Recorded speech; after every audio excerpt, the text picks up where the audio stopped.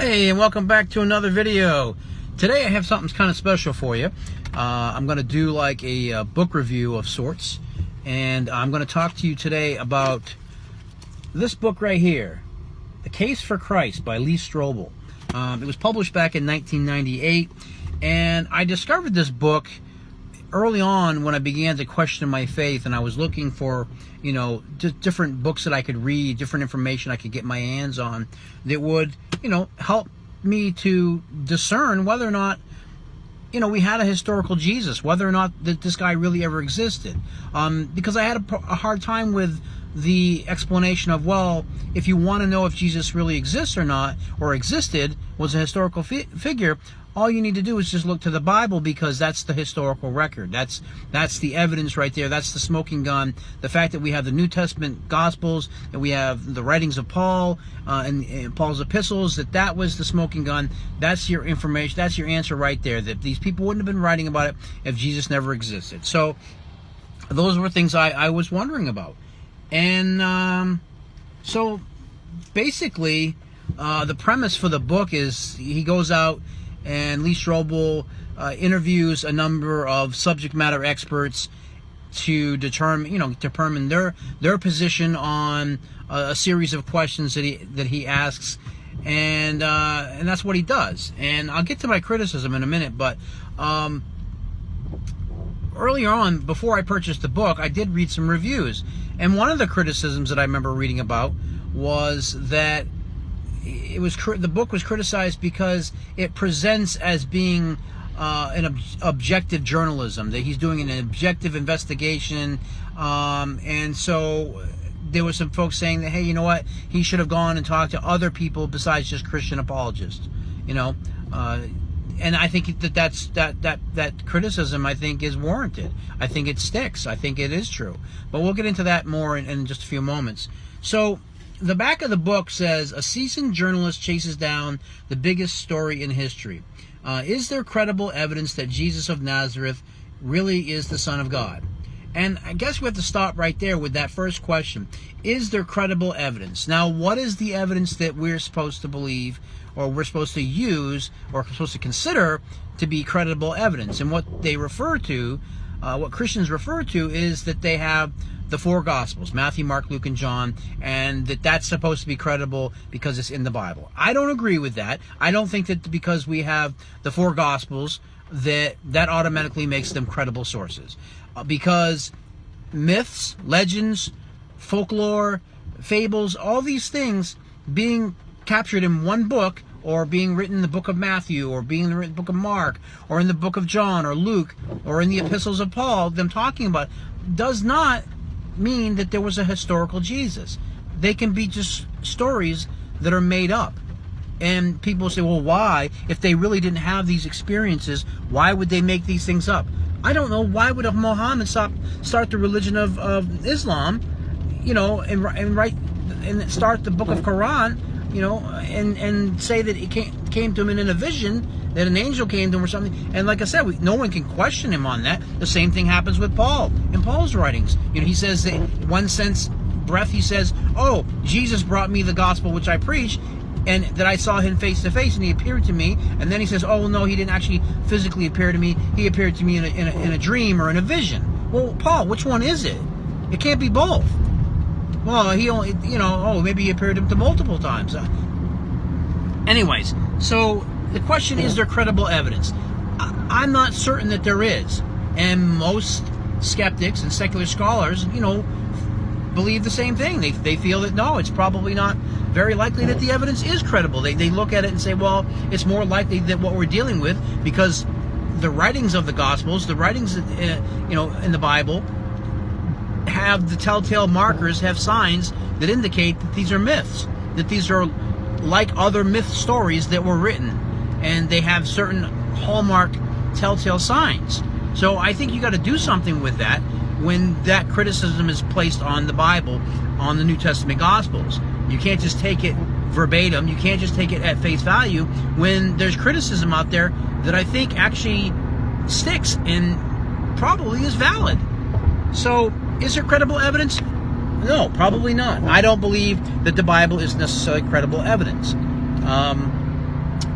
It says further, retracing his own spiritual journey from atheism to faith. Now, it makes this picture in our mind of, oh, well, the man didn't believe, and now once he met all these people, he went from atheism to faith, so now he believes. Now, keep in mind here, that could be true, but that doesn't mean that the things that he heard, you say, well, it obviously transformed his heart and mind and caused him to see the world in a different light, and yes, maybe it did, but that doesn't mean that what he's, it doesn't mean that God exists. It doesn't mean that the Bible is accurate. It doesn't mean a historical Jesus. It just means that he was compelled or moved by whatever it was that, but again, does that make it true? I don't believe that it does.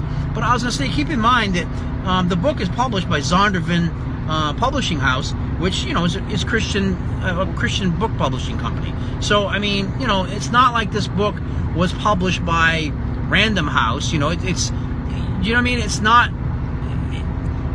it's not a disinterested party. So obviously they're going to only put forth information, and it's even filed under the Christian Living and Apologetics. So I mean, you understand what camp the book is coming out of, that it's not objective investigative journalism, that this is propaganda, and that's what that's what it is. So so he retraces his steps from atheism to faith. And Lee Strobel, he's a former legal editor of the Chicago Tribune, which that provides him some credibility. And it says he cross-examines a dozen of experts with doctorates from schools like Cambridge, Princeton, who are all recognized as authorities in their own field. So, that means he didn't just meet with some yahoos and, fly-by-night people that just talking out their ass like me. That these are experts in their field. And I understand all that. But when it says that he cross-examines him, that gives you the presumption that he asks them some really tough questions, and he asked them some of the really tough questions that would put them on the spot and that would really challenge their, make them work and really draw from their, from their expertise. Since they're, experts in their, authorities in their own fields, then they should be able to. But he doesn't ask them, when you read the book, he doesn't ask them those types of questions. No, some of the criticisms that I've heard was the questions that Lee Strobel asked these subject matter experts, who are Christians themselves, is softball questions. He asks them really soft questions that don't really probe or they only scratch the surface on a position or a conclusion that I believe Lee Strobel and these other people already believe were true. So it isn't like like I said, it's not unbiased, independent, investigative journalism. And that's one of the criticisms. One of the other criticisms that the book got as well is that it sort of masquerades as selling one thing but being something entirely different. Meaning that if he wanted to go out and write a book, he wouldn't just go to people that would parrot the message that, the Gospels are true and everything's in it's true. No, he would get information from other people, other sources that may not agree that there was a historical Jesus, and so that the readers, he would be doing integrity, providing the benefit of the doubt to the reader to decide for themselves, not just, shove them with this propaganda and what all these Christian scholars say. They would be like, no, okay, we're going to go ahead and we're going to talk to everybody. It's like the argument that I had was, if there's a detective, he's doing an investigation, he's not going to only go to those people that are going to say, oh yeah, the criminal, the suspect did everything he's charged with and he's accused of, I saw him do it. No, you're going to meet with everyone, and if you get eyewitness accounts, or if you get people that say they saw it, and someone says something like, well, actually, no, I saw a different person, it kind of calls into question whether or not you've got the right suspect or not, or whether you're getting the whole story. So that's why you get independent sources. That's why you don't just go to Christian scholars. You don't just go to people in apologetics, that are trying to push forth the propaganda of Christianity. You go and you speak to the naysayers. You speak to the people that are going to present opposing arguments, and then let the reader decide for themselves whether or not any of this is true, or let the chips fall where they may. And to me, that's the way the book should have been written. And that's my criticism, and that was the criticism that I read about before about the book. So I knew that was going to be in there. But anyways, he says he challenges him with questions like, how reliable is the New Testament? Well, how reliable? I mean, It depends on who you talk to. It depends on, whether or not you believe that the New Testament Gospels are a historical record or not. I mean, that's all subjective. I mean, you talk to many skeptics, you talk to many atheists, you talk to people that are agnostic, or people that just have doubt about whether the Bible, the New Testament, is really just more than a book of fables or a book of good wisdom. I mean, it just depends. So, does evidence exist for the existence of Jesus outside of the Bible? Now, I would say no. I answer this question no, and I would say, does evidence exist for Jesus outside the Bible? And I think outside of the little bit of writing we have from Josephus, there's really nothing else to attest for the life of Jesus. It's just these Gospels. Now, of course, William Lane Craig would have you believe, who's a Christian apologist, he would have you believe that, yes, I mean, we have four. We're very lucky. Historians have yet, when they're trying to determine whether something is a historical record, he says we're very lucky to have the four Gospels, because let alone we're lucky to have just one shred of evidence, but yet we have four Gospels. But it's like, the four Gospels, are we supposed to believe? I mean, they were all written like 70 years or 40, 50, 60 something years after the crucifixion and alleged supposed resurrection of Jesus. So in the closest writings that we have to the death and of Jesus or alleged resurrection is the writings of Paul, which Paul's writings are void of the crucifixion. They're void of any of the details that we get from the Gospels that were written long after the death of Jesus. Why is that? I mean, and you have to reconcile that. You have to do something with it. And because Christians will say it's because Paul's job was not to write that. He was writing but yet he's the one that's starting Christianity. He's the father of Christianity. He's the one that says he was I think a Jew or Roman or whatever. He turned away and abandoned all that and embraced Christianity because he felt, that, oh yes, in this one instance, it must be right, that, that everything that the Gospels write, it must be true. But the Gospels weren't written till long after Paul. So it's like, come on. So to answer the question, does evidence exist for Jesus outside the Bible? I say no. Josephus and the four Gospels. And the four Gospels are not independent sources. They're basically people that were just rewriting the story.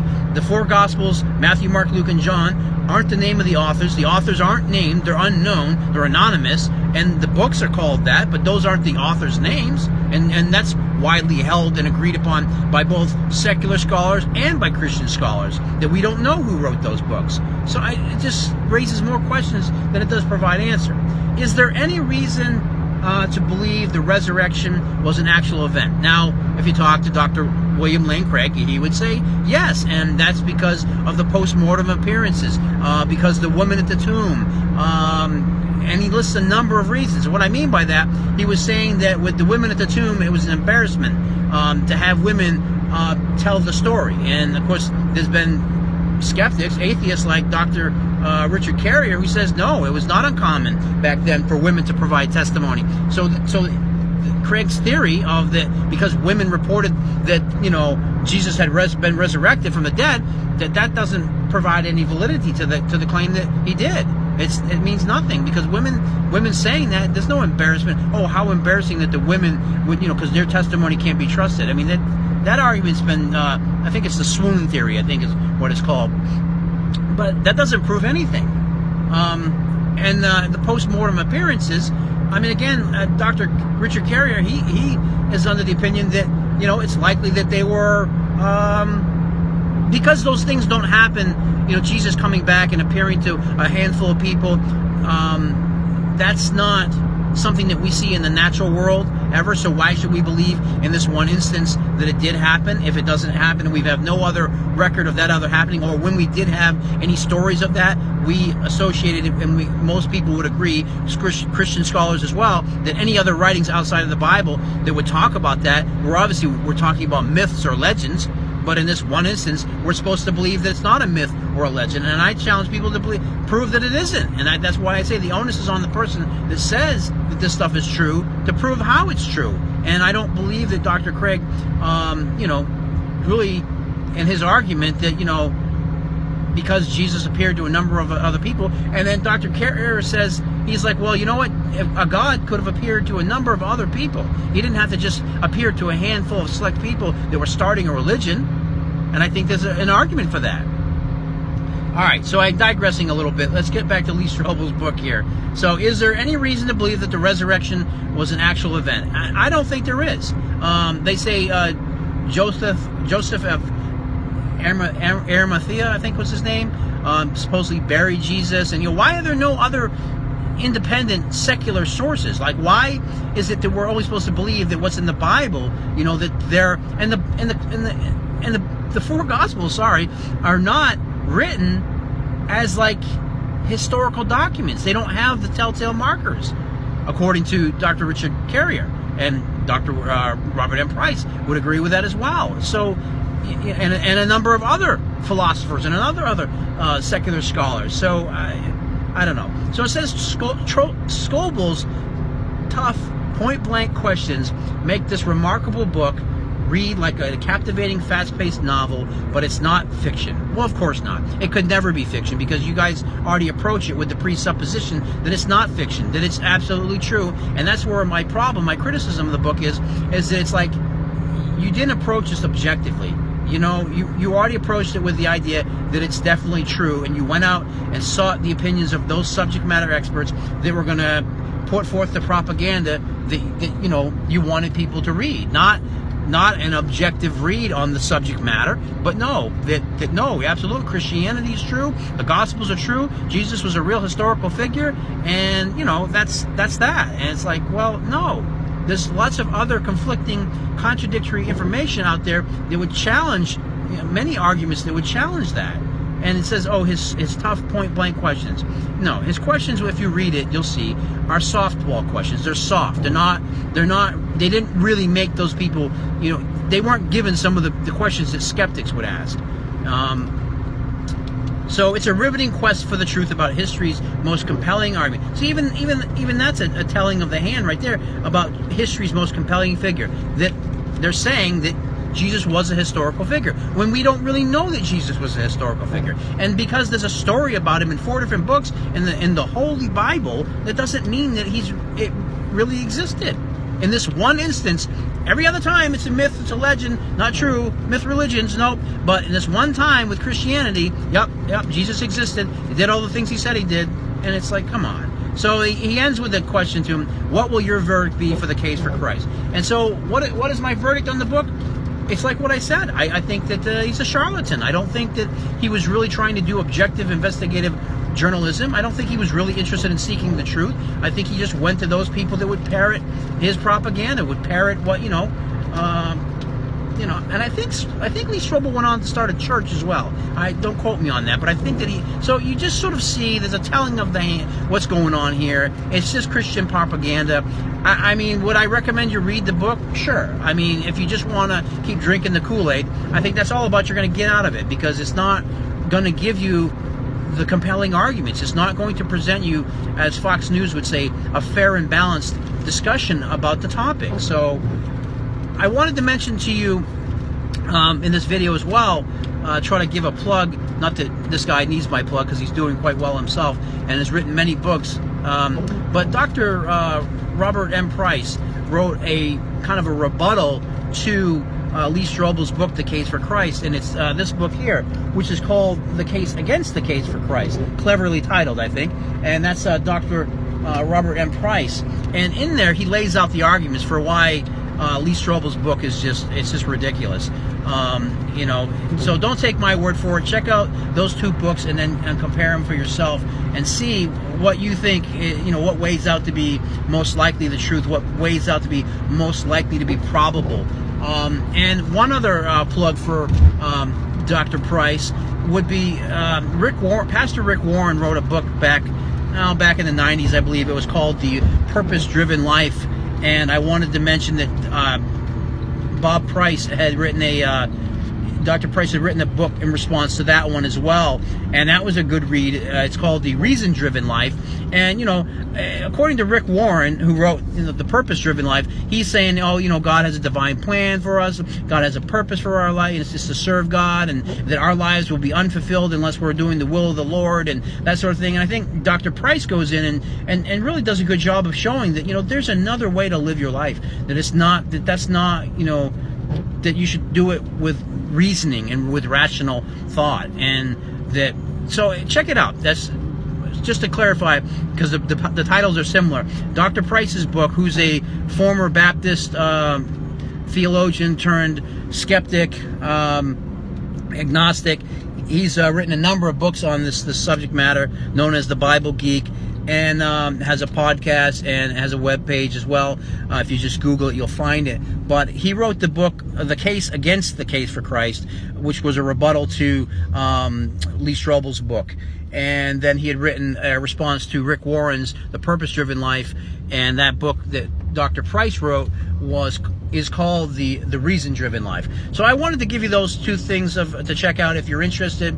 I think that you'll find it immensely helpful in sort of deciphering all of this. If you haven't already checked them out, please do. And also, I definitely would give another plug to a man that has my respect at this point in time, who is well-educated as a historian, has some degrees in that, and is just a well-educated man. And that's Dr. Richard Carrier, who I don't own any books at this point, but I do hope to be able to obtain some from him in the future here. I've got a stack of Dr. Price's books that I just need to go and just sit down and just read them and just hammer it out before I press on and purchase some more books. But I do hope to get Richard Carrier. So check out both of those fine men on YouTube and watch any of their debates, and I'll try to post links in my future videos to any of the debates and things that I watch, so that you'll be able to check those out, and definitely share these books, so you can have this information. So that's today's little short, not so short, long-winded review, and it kind of just goes over the surface. But it was just kind of a surface skimming of Lee Strobel's book, The Case for Christ. I know there's a lot of other arguments that can be raised about what he writes in there. Maybe that's for another video, but I wanted to kind of try to keep it as short as I could, because now we're already at 20-something minutes now. So if I kept going and get into more in depth, we'd be going on forever. So check it out, The Case for Christ by Lee Strobel, The Case Against the Case for Christ by Dr. Robert M. Price, as well as Dr. Price's book, The Reason-Driven Life, and any books written by the historian, atheist, Dr. Richard Carrier. All right, thanks for watching. I hope you enjoyed. I hope you found it to be informative. Leave some comments. Let me know what you think, and we'll see you next time. All right, take care.